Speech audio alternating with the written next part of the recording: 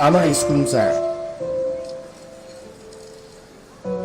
Ama hizkuntza esaten dugu, hizkuntzak erditzen gaituelako.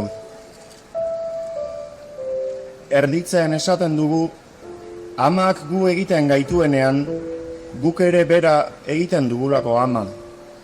Elkar egitea da, erditzea. Antzeko zerbait gertatzen da hizkuntzarekin ere. Hizkuntzak egiten gaitugu, eta guk egiten dugu hizkuntza. Elkarren lekuko gara. Elkarri emanez bizi gara. Hizkuntzak guri, eta guk hizkuntzari, arnasa eta izatea.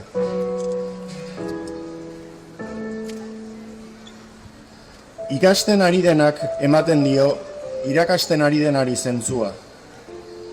Irakasten ari denak ematen dio hiztun zaharrari norabide berri bat. Hiztun zaharrak eman behar dio ikasten ari denari eskua. Denok eman behar diogu elkarri euskara. Euskara da ene ama hizkuntza, baina ama hizkuntza zer da? Ama hizkuntza ez da lehenik ikasten den ura. Ez da amaren magalean jaso benuen ura. Ama hizkuntza da enetzat pentsatzeko baliatzen dugun hizkuntza. Gure arrazoiak eta irudiak nola fabrikatzen ditugun, handago gure ama hizkuntza. Eta posible da, bizitzan zehar, euskara ama hizkuntza bilakatzea. Euskaraz pentsatzen ikastea.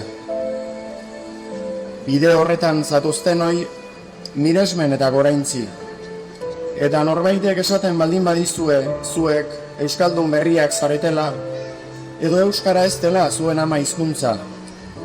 Esaio zuen, zaharra izatea ez zaiola inori gustatzen. Eta bide batez esaio zue, ama hizkuntza ez dela lehenik ikasten den ura, pentsamentua sortzen duen bakoitzaren hizkuntza baizik.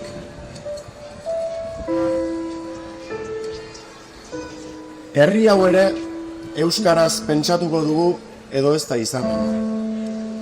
Hautatzen diogun ama hizkuntzaren arabera dago gure herriaren geroa. Erdaraz mintzaraziko gaituztela, badakigu hori. Herri honek pentsatu beharko du zerbait erdarari buruz.